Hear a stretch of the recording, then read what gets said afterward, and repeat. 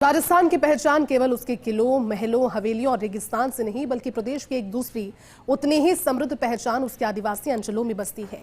अरावली की पहाड़ियों से लेकर दक्षिणी राजस्थान के वन क्षेत्रों तक फैली आदिवासी संस्कृति में प्रकृति, परंपरा, लोक कला, सामुदायिक जीवन और आत्मनिर्भरता का एक ऐसा संसार मौजूद है जिसे यदि सम्मानजनक ढंग से पर्यटन से जोड़ा जाए तो आर्थिक सशक्तिकरण का बड़ा माध्यम बन सकता है। देखिए खास रिपोर्ट। आज 9 अगस्त यानी कि विश्व आदिवासी दिवस। ये दिन केवल आदिवासी समाज की सांस्कृतिक विरासत को याद करने का दिन नहीं, बल्कि ये विचार करने का भी अवसर है कि विकास की मुख्यधारा में उन्हें किस तरह शामिल किया जाए, बिना उनकी पहचान और परंपराओं को कमजोर किए। दक्षिणी राजस्थान में संस्कृति की जीवंत दुनिया। राजस्थान में आदिवासी आबादी का बड़ा हिस्सा दक्षिणी राजस्थान में निवास करता है। उदयपुर, बांसवाड़ा, डूंगरपुर, प्रतापगढ़, सलूम्बर, राजसमंद और आसपास के अंचलों में भील, गरासिया, मीणा सहित विभिन्न समुदायों की सांस्कृतिक परंपराएं आज भी जीवंत है। यहाँ के लोकगीत, लोक नृत्य, वाद्य यंत्र, पारंपरिक परिधान, आभूषण, चित्रकला, हस्तशिल्प, कृषि पद्धतियां, जंगल से जुड़ा पारंपरिक ज्ञान और सामुदायिक जीवन अपने आप में महत्वपूर्ण सांस्कृतिक धरोहर है। गवरी इसका सबसे प्रभावशाली उदाहरण है। भील समुदाय की पारंपरिक लोकनाट्य परंपरा केवल मनोरंजन नहीं बल्कि धार्मिक आस्था, सामुदायिक सहभागिता और लोक समृद्धि का जीवंत दस्तावेज है। ये वही विरासत है जिसने पर्यटन को नई अवधारणा से जोड़ा जा सकता है। आदिवासी पर्यटन की सबसे बड़ी चुनौती यही है कि कहीं ऐसा ना हो कि पर्यटक संस्कृति को देखने आए और संस्कृति वास्तविक धारक केवल दर्शक बनकर रह जाएं। इसलिए मॉडल बिल्कुल अलग होना चाहिए।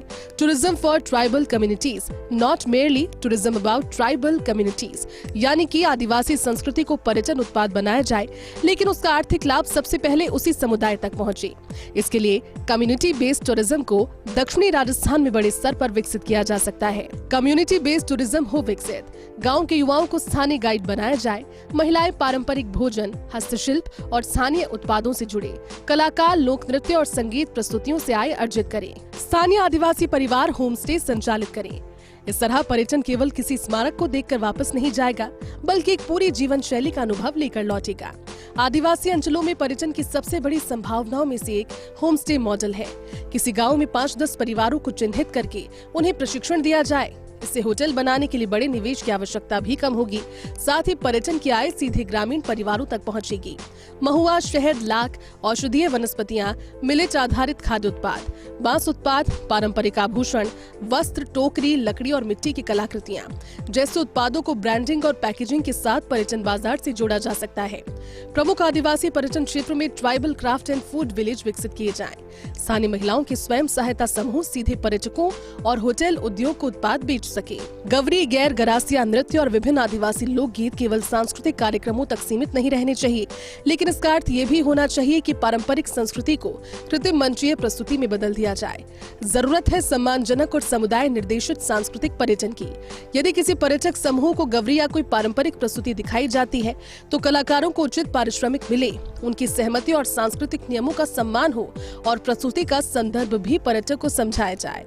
इस लोक कला का कमर्शियलाइजेशन नहीं, सस्टेनेबल मोनेटाइजेशन हो सकेगा। युवा बने परिवर्तन के वाहक। आदिवासी अंचलों के युवाओं के लिए पर्यटन रोजगार का बड़ा क्षेत्र बन सकता है। स्थानीय युवाओं को nature guide, tribal culture guide, adventure guide, bird guide, digital story teller, photographer, home stay manager और लोकल एक्सपीरियंस क्यूरेटर के रूप में प्रशिक्षित किया जा सकता है। इससे रोजगार के लिए बड़े शहरों की ओर पलायन काम करने की भी मदद मिल सकती है। एक स्थानीय युवा यदि अपने गांव की ही कहानी पर्यटकों को सुनाकर आय अर्जित कर सके तो उससे बड़ा स्थानीय सशक्तिकरण मॉडल ही शायद कोई हो। दक्षिणी राजस्थान में उदयपुर जैसे स्थापित पर्यटन केंद्रों के साथ अब आदिवासी अंचलों को जोड़कर एक नया पर्यटन सर्किट विकसित किया जा सकता है। उदयपुर से सलूम्बर, डूंगरपुर, बांसवाड़ा और प्रतापगढ़ तक का ये सफर प्रकृति, जनजाति संस्कृति, लोक कला, जलाशयों, जंगलों और ग्रामीण जीवन का अनूठा अनुभव बन सकता है। यहाँ पर्यटक सिर्फ एक डेस्टिनेशन नहीं बल्कि एक लिविंग कल्चर लैंडस्केप से रूबरू होगा। प्रकृति के साथ सह अस्तित्व की आदिवासी परंपरा को नेचर, कल्चर और कम्युनिटी टूरिज्म से जोड़कर राजस्थान एक बिल्कुल अलग पर्यटन ब्रांड तैयार कर सकता है। अगर राज्य सरकार इस दिशा में व्यापक नीति बनाए तो पर्यटन, जनजाति विकास, वन ग्रामीण विकास और स्थानीय निकायों को साझा मॉडल पर काम करना होगा। लक्ष्य सिर्फ सड़क और भवन नहीं, बल्कि स्थानीय युवाओं को प्रशिक्षण, होम स्टे, हस्तशिल्प, डिजिटल मार्केटिंग और गाइड के अवसर देना होगा। विश्व आदिवासी दिवस का संदेश साफ है। आदिवासी समाज को विकास का विषय नहीं, विकास का भागीदार बनाना होगा। संस्कृति को जीवंत रखते हुए स्थानीय स्तर पर ही आजीविका और अवसर पैदा करने होंगे। फर्स्ट इंडिया न्यूज के लिए निर्मल तिवारी की रिपोर्ट।